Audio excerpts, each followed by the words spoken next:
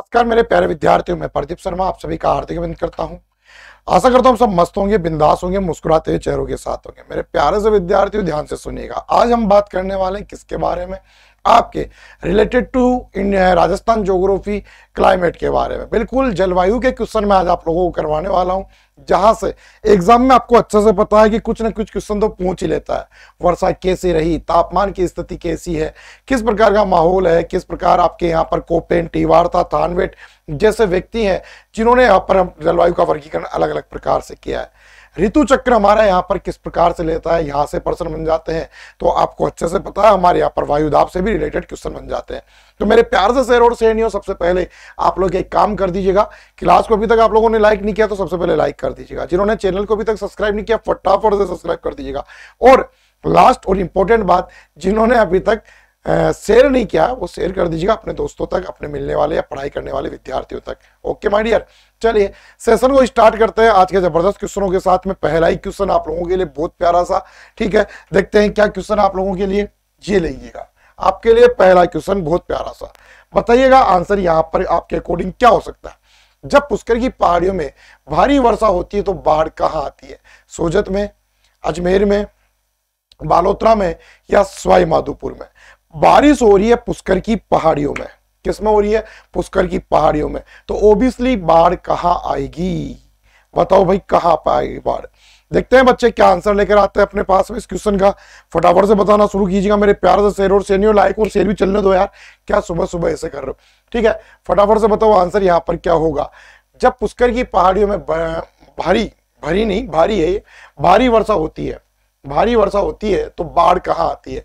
तो बिल्कुल सही आंसर आप लोगों का कि सर जब ऐसा होता है तो बाढ़ आती है बालोतरा में। बिल्कुल माय डियर, बालोतरा में। देखो क्यों आती है तो ध्यान से सुनिएगा। बालोतरा बाड़मेर में है। बालोतरा कहां पर है? बाड़मेर में है, यहां पर आती है। इसके पीछे का रीजन चलो अपन देखते हैं, इसके पीछे रीजन क्या है। क्योंकि बालोतरा बाड़मेर यह समुद्र तल से नीचा है। कैसा है ये समुद्र तल से नीचा है। इस कारण ध्यान दीजिएगा, इस कारण यहां पर बाढ़ आती है। ये बिल्कुल इंपॉर्टेंट चीज है। दो ऐसे स्थान है जो राजस्थान में समुद्र तल से नीचे हैं।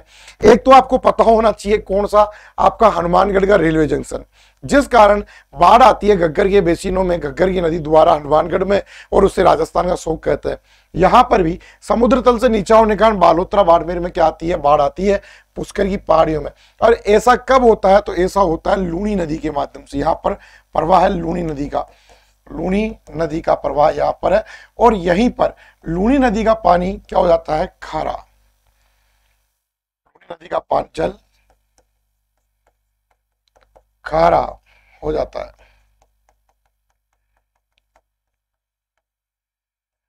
ठीक है ना? किसके बाद? बालोतरा बाड़मेर के बाद। तो ये घटना और घटित होती है। तो ये दो चीजें इंपॉर्टेंट है, यहां पर नोट कर लीजिएगा दोनों चीजों को, ठीक है ना? चलिए सवाई माधोपुर से तो क्या संबंध होगा यार बालोतरा का, आपको अंदाजा लगाओ।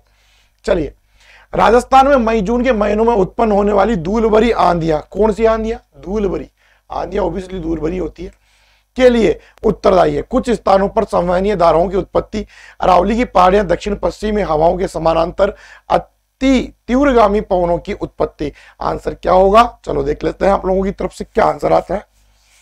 मैं फिर से कह रहा हूं कि इंपॉर्टेंट क्वेश्चन है, एग्जामों के लिए महत्वपूर्ण क्वेश्चन है। एग्जामों में काफी बार ऐसे क्वेश्चन पूछे जाते हैं। आप लोगों को यहां से आंसर 100% पता होना चाहिए बिंदास तरीके से। तो बताओ, राजस्थान में मई जून महीने में उत्पन्न होने वाली धूल भरी जो आंधियों के लिए उत्तरदायी कारण क्या है? कौन सा लॉजिक है जो यहां पर फिट होता है? फटाफट से बताओ आंसर क्या होगा। कुछ स्थानों पर संवहनीय धाराओं की उत्पत्ति, अरावली की पहाड़ियां दक्षिण पश्चिमी हवाओं से समानांतर है। इसके अलावा अति तीव्रगामी पवनों हवाओं की उत्पत्ति है। तो मैं आप लोगों को यहां पर पहला बताऊं कि कुछ स्थानों पर संवहनीय, बिल्कुल संवहनीय धाराएं, कि सर ये संवहनीय धाराएं क्या होती है? तो बेटा ध्यान रखना, कभी कभी आप लोगों ने एक चीज एनालाइज की क्या? जब आंधी आती है तो आंधी के साथ बारिश भी हो जाती है, होती है ना बारिश कभी कभी, यानी टेम्परेचर गर्मी में भयंकर वाला, और अचानक से आंधी आई और टेम्परेचर डाउन, क्योंकि हल्की फुल्की बारिश भी हो गई, उसमें बादल भी होते हैं। ठीक है, तो वो कहलाती है संवहनी धारा है। तो ये बिल्कुल फैक्ट है। अरावली की पहाड़ियां दक्षिण पश्चिमी हवाओं के समानांतर, ना ना ऐसा बिल्कुल नहीं है। दक्षिण पश्चिम की समानांतर होगी तो वह मानसून को आगे की ओर ले जाएगी, आंधी को क्यों प्रभावित करेगी। अति तीव्र पूर्वी हवाएं क्यों चलेगी भाई, तीव्र गति से ना, उत्तर पश्चिम से आती है, ठीक है। तो यहां पर जो ऑप्शन होगा वो केवल ए होगा। ओके, चलिए अगले क्वेश्चन की ओर ले चलता हूं आपको। ए, राजस्थान में सूखा व अकाल अक्सर आते हैं। कथन बी, यहां पर भूमि वन एवं वनों का प्रचंड अवक्रमण हुआ है। बताओ कौन सा कथन सत्य है। सूखा व अकाल अक्सर आते हैं, सोचो यार, लग रहा होगा आप लोग कहीं ना कहीं ऐसा कुछ। दूसरी बात, ये तो पहली बात हो गई। दूसरी बात कि यहां पर भूमि एवं वनों का प्रचंड अवक्रमण हुआ है। बताओ, आक्रमण नहीं, अवक्रमण मतलब फैलाव, प्रचंड रूप से यहां पर कमी आई है, ठीक है ना। यहां पर भूमि व वनों का प्रचंड अवक्रमण हुआ है। बताओ भाई, फटाफट से बताओ, जल्दी से बताओ। ए बी दोनों सही है, ए सही है परंतु बी दोनों सही है। ओ, ये क्या बात हुई, ठीक है, ए सही है परंतु बी गलत है। ए सही है परंतु बी यहां पर गलत है। ए और बी दोनों गलत है। ए सही है परंतु बी आंशिक रूप से सही है। आंशिक रूप से क्या सही होगा, तो बताओ आंसर क्या होगा। क्या हो रहा है भाई, लाइक और शेयर तो तुम करोगे नहीं बिना मेरे कहे, है ना। आप लोगों का नाम लूंगा तब जाकर ऐसे करोगे, तो एक बार फटाफट से अपने दिल से अपने मन से भी कुछ कर दिया करो यार।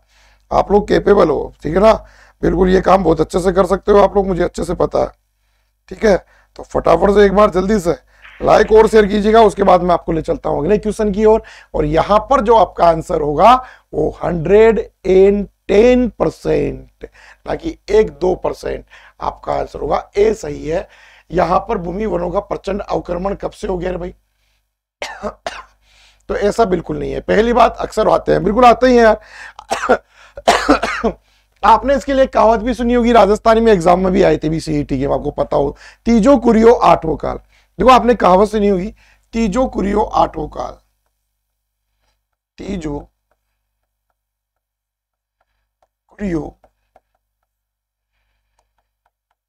आठवों काल, ये आप लोगों ने कहावत सुनी होगी, तीजो कुरियो आठवों काल। अब इसका मतलब क्या होता है, इसका मीनिंग क्या होता है, पहले अपन वो समझेंगे फिर आगे चलेंगे। तीजो कुरियो मतलब 3 वर्षों में अर्धकाल। राजस्थान में कितने वर्षों में, 3 वर्षों में कैसा काल होता है, अर्धकाल होता है, अर्धकाल होता है। तो 8 वर्षों में, कितने वर्षों में, 8 वर्षों में दीर्घकाल होता है।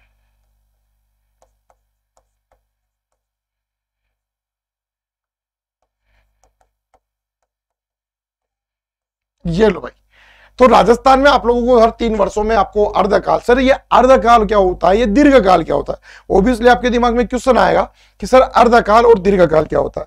आ जाओ बेटा, मैं आपको ये भी समझा देता हूं कि अर्धकाल और दीर्घकाल क्या होता है। सुनो इधर देखो, एक तो यहां पर एक चैप्टर है जिसका नाम है अकाल। क्या चैप्टर है, अकाल है। ओके, अब सुनो,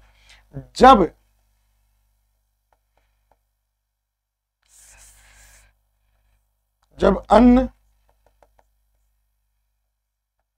जल और तृण, तृण मतलब चारा, जब इन तीनों की कमी आ जाए तो इसे कहते हैं दीर्घकाल।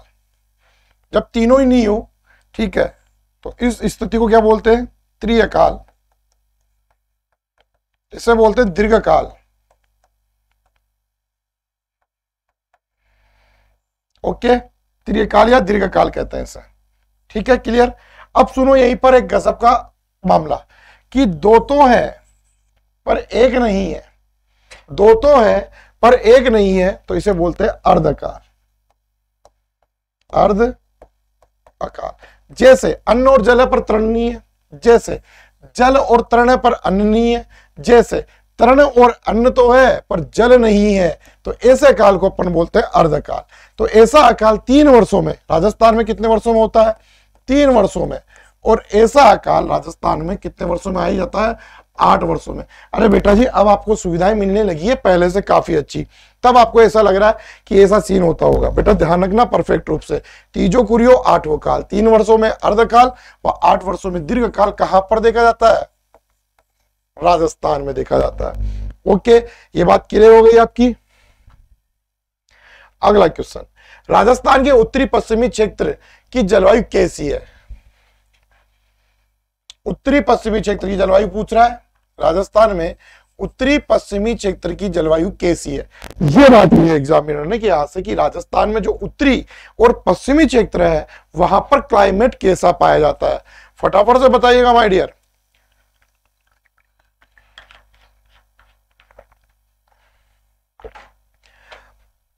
पंग पुंगल धड़ कोटड़े बाहु बाड़मेर, ऐसा सुना होगा ना आप लोगों ने, कहावत वो और भी है काल के बारे में, ठीक है ना? तो वो भी बहुत इंपॉर्टेंट है। चाहे ढूंढे जोधपुर ठाओ जैसलमेर, तो ऐसा भी आप लोगों को एक कहावत और भी है, वहां से भी प्रश्न पूछा था। ये राजस्थानी बहुत तगड़ा मामला भाई, यहाँ पर कहावतें, लोकगीत, लोकोक्तियां बहुत ज्यादा है यहाँ पर, तो वो भी आपको याद करनी पड़ती है लैंग्वेज में। चलो आ जाओ अपनी प्रश्न की बात करते हैं अपन। अकाल वाली बात अगर आप लोगों की लगता है कि हाँ सर ये दोनों बातें हमारी क्लियर हो चुकी है, अर्धकाल और त्रिकाल और दीर्घकाल की, तो थंब का निशान बनाकर जरूर भेजें और इस क्वेश्चन का आंसर भी साथ के साथ लगे हाथों दे दे आप लोग। चलो मैं देख लेता हूं आप लोगों के कमेंट्स कैसे आ रहे हैं। उत्तर पश्चिमी क्षेत्र की जलवायु कैसी है? संपूर्ण क्षेत्र पर उष्ण जलवायु, संपूर्ण क्षेत्र पर उष्ण जलवायु, पहली बात। संपूर्ण क्षेत्र पर शुष्क विषम जलवायु, पूर्व आर्द्र तथा पश्चिमी क्षेत्र में शुष्क जलवायु, पश्चिम में शुष्क तथा पूर्व में आर्द्र। अरे नारे, जब ये उत्तर पश्चिम की पूछ रहा है तो यहां पर पूर्व का तो क्या खिलवाड़ करना, ठीक है? तो संपूर्ण पश्चिमी क्षेत्र में शुष्क और विषम जलवायु पाई जाती है।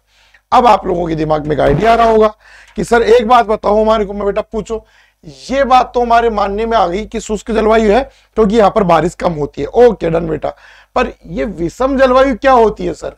तो बेटा विषम जलवायु का मतलब होता है दैनिक तापांतर, दैनिक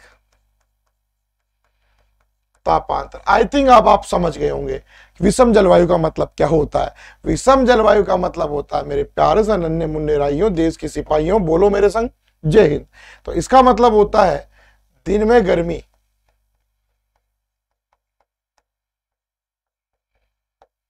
रात को सर्दी, दिन में गर्मी रात को सर्दी, विषम जलवायु ये होती है बेटा। और ओबियसली उत्तर पश्चिम में ऐसा देखने के लिए मिलता है, आप सभी को अच्छे से पता है, बोलो हाँ या ना। तो बताओ मेरे प्यार से सर और सहेलियों, ऐसा कुछ होता है क्या? बोलो हाँ या ना, फटाफट से आंसर दो हाँ या ना। ऐसा होता है ना? बिल्कुल बेटा, ऐसा 100% होता है। तो राजस्थान में उत्तर पश्चिमी क्षेत्रों की अगर मैं बात करता हूं तो ऐसा बिल्कुल 100% होता है। ओके माय डियर, चलिए आगे बढ़ते हैं यहां से। नेक्स्ट, राज्य में विभिन्न प्राकृतिक विभागों एवं उनकी जलवायु को सम्मिलित करो। लो कर दो भाई जलवायु सम्मिलित, आपसे बढ़िया कौन कर सकता है? चलिए इंतजार है आप लोगों की सम्मिलित करने का, फटाफट से यहां से सम्मिलित कीजिएगा। क्वेश्चन नंबर 5वां चल रहा है, राजस्थान में विभिन्न प्राकृतिक विभागों एवं उनकी जलवायु को सम्मिलित करो। पूर्वी मैदान का संबंध किससे है? दक्षिणी पूर्वी पठार का किससे है? उत्तरी पश्चिमी मरुस्थल का किससे? और मध्यवर्ती पहाड़ी पूछा है उसने। देखो यहां से कंफ्यूज मत हो जाना, यही एक लॉजिक है जो आपको कंफ्यूज कर सकता है मेरी दिमाग में से, तो बाकी कंफ्यूज तो आपको कोई सा नहीं करेगा। बताओ आंसर क्या होगा? अरे पानी पी रहा हूं, फटाफट से आंसर दो।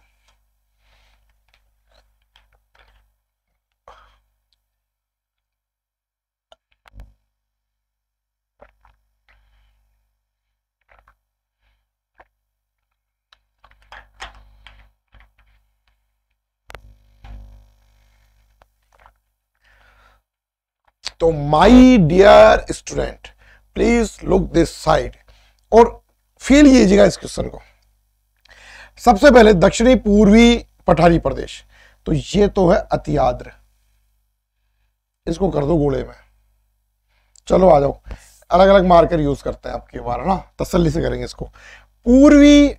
पश्चिमी शुष्क मरुस्थल, ये शुष्क है, ये तो मैं आप लोगों को बताऊंगा तो भी आप लोग कर ही दोगे इसको, तो मुझे पता है ना, एक्सपर्ट हो आप ऐसे मामलों में। Next question number third. मध्य पूर्वी मैदानी प्रदेश, देखो पूर्वी मैदानी प्रदेश कैसे होता है? ये होते हैं आर्द्र। कैसे होते हैं? ये आर्द्र होते हैं। पूर्वी मैदानी प्रदेश कैसे होते हैं? आर्द्र होते हैं। पूर्वी जो मैदानी प्रदेश कैसे होते हैं? वो आर्द्र होते हैं। और लास्ट में मध्यवर्ती पहाड़ी, देखो बेटा उसने पहले ही क्लियर कर दिया है, क्या लिखकर? मध्यवर्ती लिखकर। तो मध्यवर्ती पहाड़ियों की बात करें तो उपाद्र ये होगा। क्योंकि उसने यूज किया है वर्ड, ओबियसली पहले से उसने वर्ड यूज किया है उपाद्र के लिए। ठीक है, तो मिला लेते हैं यहां पर, एक के आगे 4, इधर भी है, इधर भी है, बी के आगे 3, ओह काम हो गया अपना। ठीक है, काम हो गया अपना, उसके बाद में सब कुछ क्लियर दिखाई दे रहा है आप लोगों को। तो डी आंसर आपका बिल्कुल सही है। जिन स्टूडेंटों ने यहाँ पर डी पर टिक मारा, बधाई हो, उनके घर पे सही आंसर आ गया, बिल्कुल आपका परफेक्ट आंसर है। ओके मेरे बच्चों, पहली बात क्लियर हो गई सभी की। चलिए अगले क्वेश्चन पर मैं आप लोगों को ले चलता हूं। लो भाई, राजस्थान में सबसे गर्म और सबसे ठंडे महीने का निम्न में से कौन सा युग्म सही है? जून दिसंबर, जून जनवरी, मई दिसंबर, या इनमें से कोई नहीं? गर्म बताना और ठंडा महीना बताना। बेटा 2 बातें पूछी इसने। अब की बार एग्जामिनर थोड़ा चालाक हो गया है। ठीक है, गर्म और ठंडा, गर्म और यहां पर उसने बात किसको लेकर की है? गर्म को लेकर और ठंडे महीने को लेकर बात की है। तो 2 बातें यहां पर हुई है, तो इसके अकॉर्डिंग आपको आंसर देना है। फटाफट से बताइएगा, राजस्थान में सबसे गर्म और सबसे ठंडे महीने निम्न में से कौन सा युग्म सही है? अगर मैं बात करता हूं आपको इस क्वेश्चन से लेकर, तो बताओ आंसर क्या होगा?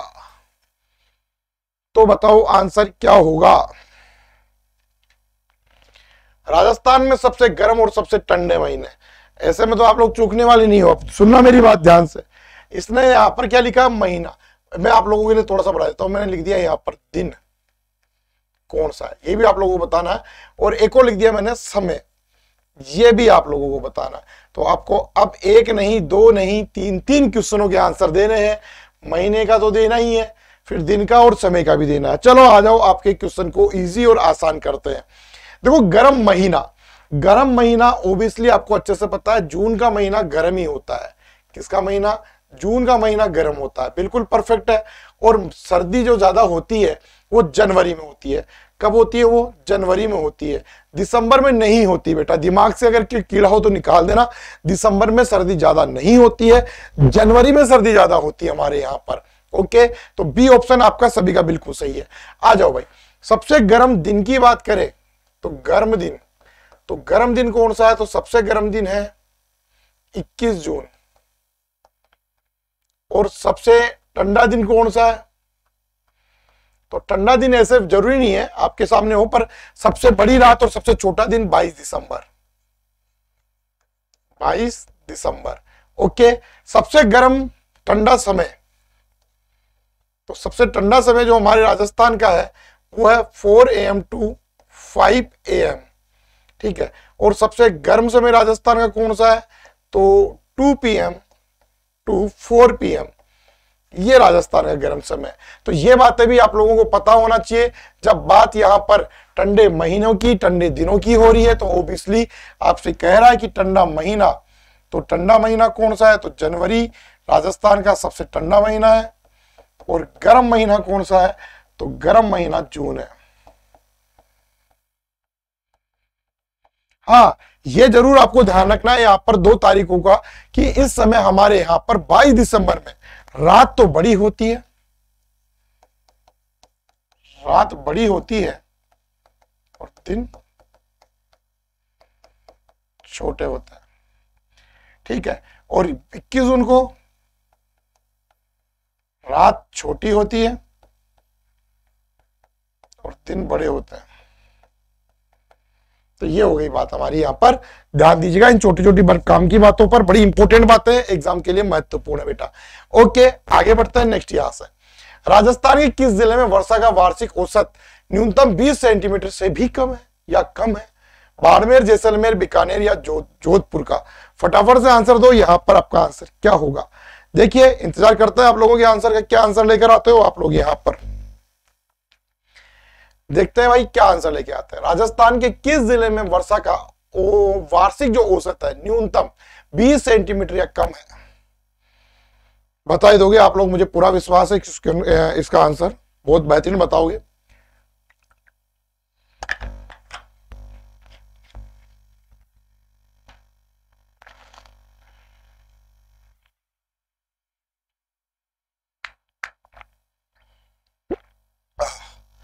बताओ भाई आंसर क्या होगा। अब मैं बताऊं, बताना ही पड़ेगा क्योंकि आपका आंसर बिल्कुल सही है, इसलिए बताना पड़ेगा। जैसलमेर बिल्कुल सही बेटा। देखो यहां पर जो बारिश होती है ओबियसली कमी होती है सभी स्थानों पर। ठीक है, यहां पर जो औसत वर्षा होती है 0 से 20 सेंटीमीटर। यहां पर क्लाइमेट कैसा है? शुष्क, वनस्पति रहित।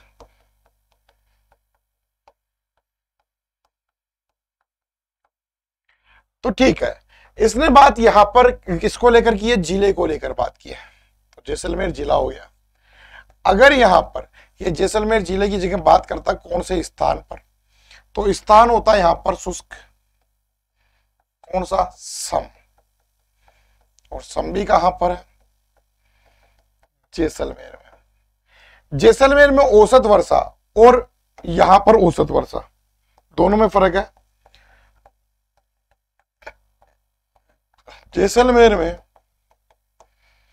न्यूनतम औसत वर्षा के दिन 1% ये बनता है। ये तो जिले को लेकर है, जिला। और अगर स्थान को लेकर पूछे तो मामला चेंज हो जाएगा। सम में न्यूनतम औसत वर्षा के दिन। ऐसा क्वेश्चन जब आपके सामने होते हैं तो मैं कह रहा हूं कि आप लोगों की हवा भी नहीं लगने देंगे और आपके आंसर बिल्कुल सही आएंगे। ऐसा होने पर केवल यहां पर 5 दिन और यहां पर 0 दिन। एवरेज बात की अपन ने, औसत वर्षा की अपन ने यहां पर बात की है। तो ऐसी स्थिति यहां पर आपके बनती है, ठीक है ना? ओके, तो यहां पर ही क्लियर हो गया। अगला, किस स्थान की जलवायु के निर्धारण के घटक कौन से हैं? किस स्थान की जलवायु के निर्धारक घटक कौन से? तापक्रम, आर्द्रता व वर्षा, वायु वेग, वायुदाब या सभी? बताओ भाई क्या आंसर होने वाला। अगला ही क्वेश्चन आप लोगों के लिए फिर से बहुत बेहतरीन तरीके से लाया गया है, फटाफट से आंसर दीजिएगा क्या होगा।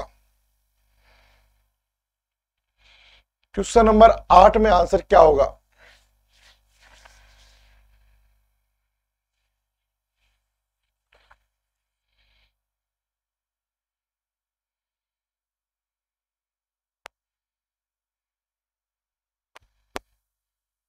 क्वेश्चन नंबर 8 में आंसर क्या होगा?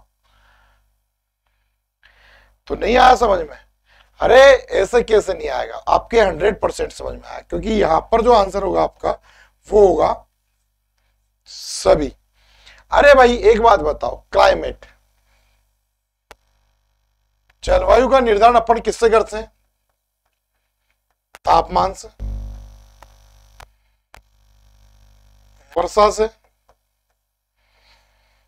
वायुदाब से। भाई सभी तो घटक इसमें उपयोगी होते हैं। अरे दिमाग लगाओ मेरे प्यारे से स्टूडेंट। भाई जलवायु में क्या पढ़ते हो? आप नहीं पढ़ते सबसे गर्म जिला, ठंडा जिला, ये भी पढ़ा अपन ने। सर्वाधिक वर्षा, न्यूनतम वर्षा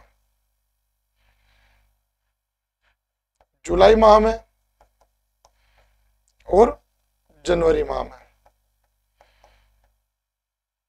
तो ये सब चीजें रिलेटेड आपके क्लाइमेट से। ओब्वियसली अगर आप लोग जलवायु पढ़ते हो तो तापमान तो आपको पढ़ना ही पड़ता है। राजस्थान में गर्मियां और सर्दियां नहीं पढ़ते हो क्या? बताओ आप लोग खुद एक आइडिया लगाइएगा कि हाँ सर, हम जब बात आती है क्लाइमेट की, जलवायु की, तब हम गर्मियां और सर्दियां पढ़ते हैं। नो डाउट, इसमें कोई संदेह नहीं है, क्योंकि बिना उसके आपका काम चलने वाला भी नहीं है। सबसे पहली बात। दूसरी बात, यहां पर फिर से देखो कि वर्षा। बताओ वर्षा ऋतु नहीं पढ़ते हो कि राजस्थान में मानसून कब प्रवेश करता है? राजस्थान में मानसून कौन सा आता है? राजस्थान में पहले मानसून किसका आता है? राजस्थान में औसत वर्षा कितनी होती है? राजस्थान में सर्वाधिक वर्षा कौन से जिले में होती है, कौन से स्थान पर होती है? राजस्थान में न्यूनतम वर्षा कौन से जिले में और कौन से स्थान में होती है? पढ़ते ना ये चीजें अपन। तो फिर लास्ट में वायुदाब। वायुदाब हमारे यहाँ पर वर्ष में कितनी बार बनता है? 2 बार बनता है। आप लोगों को अच्छे से पता है, बोलो हाँ या ना। अब जब आपको पता है ये वायुदाब एक तो जुलाई माह में, क्योंकि जुलाई माह में हमारी एंट्री कौन करता है? मानसून। और एक जनवरी माह में जब लौटता हुआ मानसून, मतलब मावट हमारे यहाँ पर प्रवेश करती है। तो 2 ऐसी कंडीशन है जिस टाइम पे हमारे साथ ऐसा होता है। ओके, आई बात समझ में मेरे प्यारे से नन्हे मुन्ने राइयों, देश के सिपाहियों? अगला क्वेश्चन का आंसर दो। भारत के उपलब्ध निम्नलिखित परिस्थितियों में से राजस्थान में सर्वाधिक रूप से उपलब्ध है? वायु तापमान में अतिशयता, निम्न सापेक्षिक आर्द्रता, वर्षा में बहुत अधिक विषमता, सूर्य धूप की दीर्घावधि। लो भाई, अगला ही क्वेश्चन मेरे प्यारे से स्टूडेंट्स के लिए, जल्दी से बताइएगा आंसर क्या होगा। यार सेशन को लाइक और शेयर तो कर सकते हो आप लोग, क्लाइमेट चल रही है, जलवायु चल रही है, इससे बढ़िया बात क्या हो सकती है, ठीक है ना। तो इस सेशन को लाइक और शेयर करना बनता है यार आप लोगों की तरफ से। मैं तो इंतजार ही कर रहा हूँ कि आप लोग कब इसको लाइक करोगे, कब शेयर करोगे। अभी तक आप लोगों ने लाइक और शेयर भी ठीक से नहीं किया ना। चलो भाई फटाफट से आंसर दो। आज आप लोगों के कमेंट्स पढ़ नहीं रहा, नाम नहीं ले रहा आप लोगों के, पर आपको आंसर ही सारे सही आ रहे हैं यार। अच्छी मेहनत कर रहे हो आप लोग। चलिए, इस क्वेश्चन में भी धमा चौकड़ी मचा दी भाई स्टूडेंट ने, मानना पड़ेगा, मानना पड़ेगा। सलाम है आप लोगों को, मान गया मैं, सलाम है आप लोगों को, मान गया मैं।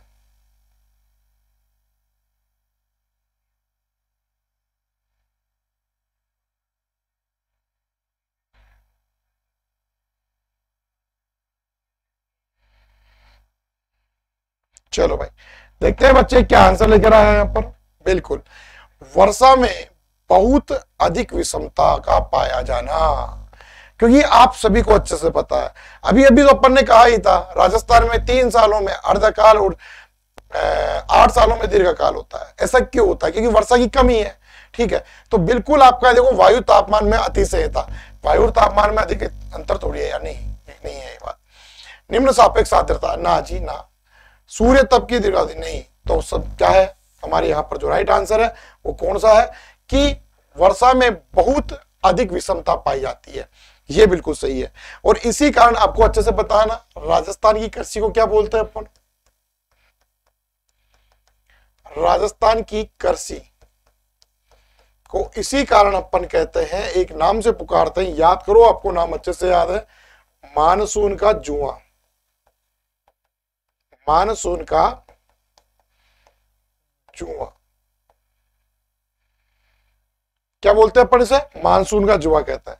मानसून का जुआ इसीलिए इसको कहा जाता है अपनी ओर से, क्योंकि यहां पर वर्षा में काफी कुछ तक विषमताएं पाई जाती है, इस कारण इसे मानसून का जुआ भी अपन कहते हैं।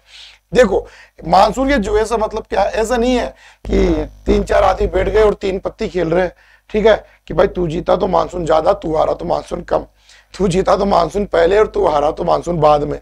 ऐसा नहीं होता। मानसून के जुए से मतलब है वर्षा की अनियमितता, वर्षा की अनिश्चितता, वर्षा की अपर्याप्तता। एक बात बताओ, हमारे यहाँ पर नियमितता है क्या? कभी मानसून पहले आता है, कभी मानसून देरी से आता है, कभी मानसून इतना आता है कि पूछे मत, अपर्याप्तता, और कभी इतना आता है कि डुबो ही देता है, कभी आता है तो आता ही नहीं है, सूखा ही पड़ जाता है। अनिश्चितता, आएगा तो आएगा, नहीं आएगा तो नहीं आएगा, किस साल बड़े मजेदार होगा, किस साल तो कोई भी नहीं है। जैसे जुआ की कोई नियमितता नहीं होती, अनिश्चितता नहीं होती, पर्याप्तता नहीं होती, जुए में वही कंडीशन हमारे यहाँ पर मानसून की है। तो यहाँ पर जो लॉजिक है, वर्षा में बहुत अधिक विषमता हमारे यहाँ पर पाई जाती है। ओके माय डियर, क्लियर हो गई सबके दिमाग में ये बात? अगले क्वेश्चन पर ले चलूं। चलो भाई, अगले क्वेश्चन पर, राजस्थान के भौगोलिक प्रदेश की जलवायु अति आर्द्र प्रकार की है। किसकी है? अति आर्द्र जलवायु। दक्षिणी पूर्वी पठार की, पूर्वी मैदानों की, मध्यवर्ती अरावली की, या इनमें से किसी की नहीं। ऐसा क्वेश्चन आपने थोड़ी देर पहले भी किया है, तो अंदाजा लगाइएगा यहां से आपका आंसर क्या हो सकता है। एक बार लगाओ अंदाजा फटाफट से कि यहां से आपका आंसर क्या हो सकता है।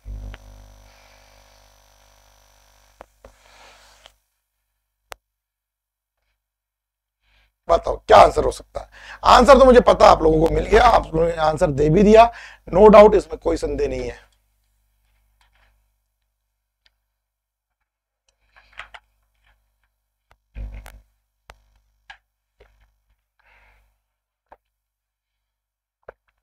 अब सुनो, अति आर्द्र जलवायु प्रदेशों में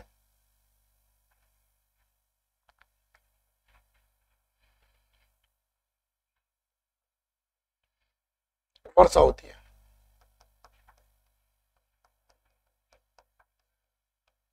पहली बात, ठीक है। अब ऐसा कहां पर होगा, क्यों होगा और कब होगा, यह भी आप लोगों को आइडिया होना चाहिए। देखिए ऐसा होता है दक्षिणी पूर्वी पठारी प्रदेश में, आप कह सकते हो हाड़ौती के पठार में, आप कह सकते हो कोटा संभाग में।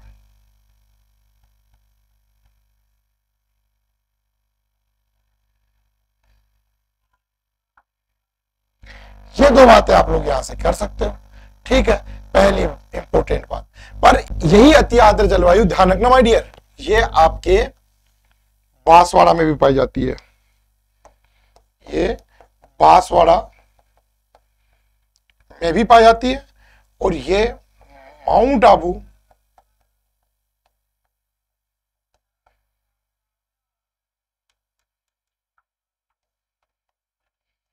सिरोही में भी पाई जाती है। तो ये दोनों बातें आपकी यहां पर लागू होती है इन अन्य स्थानों पर। अगर आपसे अन्य जिले भी पूछे तो ये जिले भी यहां पर आएंगे अति आर्द्र में, ध्यान रखना विशेष रूप से। मैंने आपको बताया था पूर्वी आर्द्र प्रदेशों में यहां पर जो जलवायु मिलती है, या तो यहां पर मिलती है उपाद्र या यहां पर मिलती है आर्द्र जलवायु। यहां पर भी उप आर्द्र जलवायु ही मिलती है, ठीक है। तो ये भी आपको ध्यान रखना है विशेष रूप से। तो ये बात की अपन ने पूरे यहां पर क्लियर कि किस प्रकार से। अगला क्वेश्चन आप लोगों के लिए, मानसूनी सावन प्रकार की वनस्पति राज्य के किस जलवायु प्रदेश में पाई जाती है? कौन सी?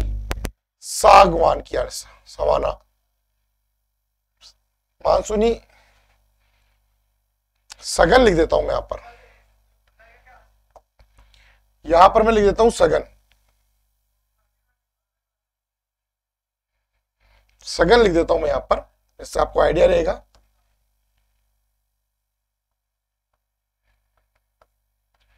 अब बताओ आंसर यहां से, अगर अपन बात करें तो बताओ क्या होगा यहां पर आंसर, ठीक है। फटाफट से बताइएगा माय डियर, जल्दी से बताओ यहां पर आंसर क्या होगा, ठीक है, जल्दी से बताओ भाई। मानसूनी सघन प्रकार की वनस्पति राजस्थान की किस जलवायु प्रदेश में पाई जाती है? अगर ऐसा पर्सन आप लोगों से पूछ लिया जाए तो फिर आप लोग यहां से क्या आंसर देना पसंद करोगे? एक बार मुझे थोड़ा आंसर दे दो। आप लोगों ने आंसर दे भी दिया, क्या बात है, क्योंकि इनको पता है कि इनका दिमाग कहां चल रहा है। बिल्कुल सही और परफेक्ट आंसर चुना आप लोगों ने, अति आर्द्र जलवायु प्रदेशों में। देखो यहां पर जो वनस्पति मिलती है वो मिलती है स्टेपी, स्टेपी वनस्पति। यहां पर वर्षा होती है 20 से 40 सेंटीमीटर, शुष्क। यहां पर मरुद्भिद मिलती है, वनस्पति रहित है मरुद्भिद।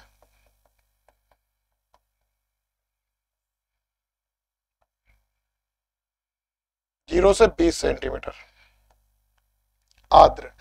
यहां पर मिश्रित पतझड़ी और साथ में शुष्क सागवान। और यहां पर जो वर्षा होती है ये 60 से 80 सेंटीमीटर तक यहां पर बारिश होती है। और अति आर्द्र जलवायु प्रदेशों में 80 से 150 सेंटीमीटर तक भी बारिश यहां पर हो जाती है। और वनस्पति कैसी मिलती है? सघन मानसूनी वनस्पति आपके यहां पर पाई जाती है, ठीक है ना। तो ये केवल ध्यान रखना, जो सघन वनस्पति पाई जाती है, सदाबहार जिसे आप लोग कह सकते हो, मानसूनी सदाबहार भी आप लोग कह सकते हो। ये देखो, अगर आप लोग चाहो ना कि नहीं सर हमें तो इसको चेंज करना है, तो आप लोग यहां पर सदाबहार भी लिख सकते हो। आप यहां पर क्या लिख सकते हो? सदाबहार।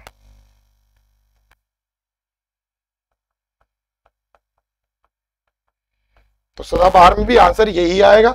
हाँ, पर यहां पर अगर सदाबहार न लिखकर आप कहोगे नहीं सर हम तो यहां पर सागवान लिखेंगे, सागवान लिखेंगे, तो सागवान के लिए मैंने आपको आंसर बता दिया कि सागवान के लिए आंसर कौन सा होगा, ठीक है ना। तो दोनों तीनों कंडीशनों में आपका आंसर आपके सामने है, चाहे जो विकल्प आप चुनिएगा आपके हाथ में।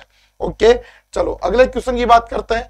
प्राकृतिक वनस्पति के वितरण को प्रभावित करने वाला सबसे महत्वपूर्ण कारक कौन सा है? धरातलीय, जलवायु, मिट्टी या जैविक कारक? प्राकृतिक वनस्पति को जो प्रभावित करता है, बताओ भाई आंसर क्या होगा?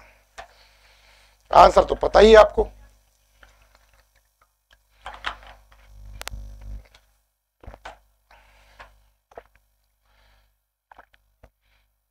बताओ भाई।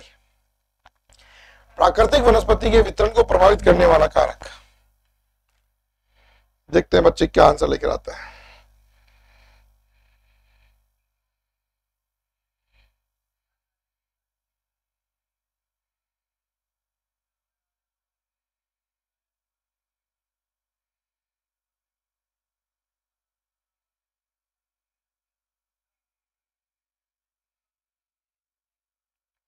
तो बिल्कुल सही आपका फिर से आंसर, क्योंकि आपको पता है हम पढ़ रहे हैं जलवायु, तो जलवायु की ही बात करेंगे।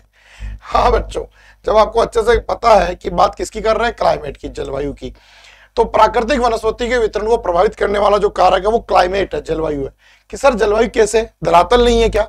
एक बात बताओ यार, पर्वत तो आपके हिमालय पर भी है और पर्वत आपके प्रायद्वीपीय भारत में भी है। वो हिमालय की वनस्पति अलग है और प्रायद्वीपीय भारत के पर्वतों की वनस्पति अलग है। मिट्टी दोनों में सेम है, पर्वतीय मृदा, ओके डन, ठीक है। तो पर वहां पर आपके शंकुधारी और सिंकोना विभिन्न प्रकार के वहां पर वन मिलते हैं जो कि बर्फीले क्षेत्रों में होते हैं, और आपके दक्षिणी में अलग मिलते हैं। ऐसा क्यों?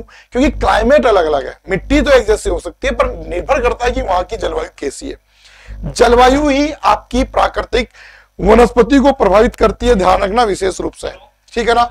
क्या प्रभावित करती है? जलवायु ही प्रभावित करती है मेरे बच्चों। अगला क्वेश्चन आप लोगों के लिए, बरखान का क्या तात्पर्य है? अगर बरखान के तात्पर्य से मैं आप लोगों की बात करता हूं तो फटाफट से बताओ आंसर क्या होगा। एक मुल्तानी मिट्टी, गहरी खड़ी बीहड़ भूमि, अर्धचंद्राकार रेतीले टीले, इनमें से कोई नहीं। आंसर आपके सामने है, ठीक है। मुझे बताने की आवश्यकता पड़ेगी क्या? आई नो, मुझे तो नहीं लगता कि तो आपको बताने की आवश्यकता है कि बरखान नाम से ही सुनकर आपको खुशी हो जाए, एग्जाम में ऐसा पर्सन मिल जाए तो आप कहो अर्धचंद्राकार रेतीले टीले। मैंने आपको कहा कि राजस्थान में अर्धचंद्राकार आकृति कितनों की है? 3 की है। एक अर्धचंद्राकार आकृति सिक्कर जिला है जो आपको अर्धचंद्राकार दिखाई देता है, पहले नुमा, कटोरे नुमा। अर्धचंद्राकार आकृति मुकुंदवाड़ा की पहाड़ियों की है। और अगर बात डेजर्ट की होती है, बालू का स्तूप की होती है, तो वो बरखान की है, अर्धचंद्राकार रेतीले यहाँ पर बात करें टीलों की, ठीक है। अब बच्चों आपको ये ध्यान रखना है कि ये सर्वाधिक कहां मिलते हैं, तो ये सर्वाधिक पाए जाते हैं शेखावाटी में।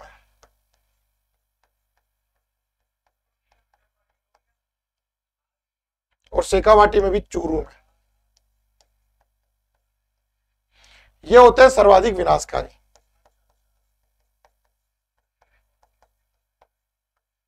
कैसे होते हैं? विनाशकारी होते हैं। चलो अगले क्वेश्चन पर, सम्मिलित नहीं है, तो बेटा पहले नहीं को पकड़ो कि नहीं क्या कहना चाह रहा है। सर्वाधिक वर्षा वाला स्थान माउंट आबू, अच्छा। सर्वाधिक वर्षा वाला स्थान झालावाड़, न्यूनतम वर्षा वाला जिला जैसलमेर, सर्वाधिक बीहड़ भूमि वाला विस्तार भरतपुर। आप लोग तसल्ली से एक बार इनके ऑप्शनों को पढ़ो। आंसर देने में जल्दबाजी बिल्कुल मत दिखाना, क्योंकि आपको अच्छे से पता होना चाहिए 2 ऑप्शनों में गड़बड़ी है। चलो पहले मैं गड़बड़ी दूर कर देता हूं आपका, उसके बाद आंसर दे देना, ठीक है। चलिए गड़बड़ी दूर कर देता हूं मैं इसकी पहले आपको, और फिर चलते हैं आंसर देते हैं। यहां पर स्थान नहीं, जिला होगा। और जब यहां पर जिला होगा तो फिर आपका आंसर नहीं पर बीहड़ भूमि, धौलपुर और सवाई माधोपुर। ओके मेरे बच्चों, चलिए आज के इस क्वेश्चन सेशन को यहीं पर अपन विराम देते हैं लास्ट क्वेश्चन के साथ। तो फटाफट से बता दो, और उसके बाद में फिर अपन मिलते हैं कल इसी उमंग और जोश के साथ। तब तक के लिए धन्यवाद।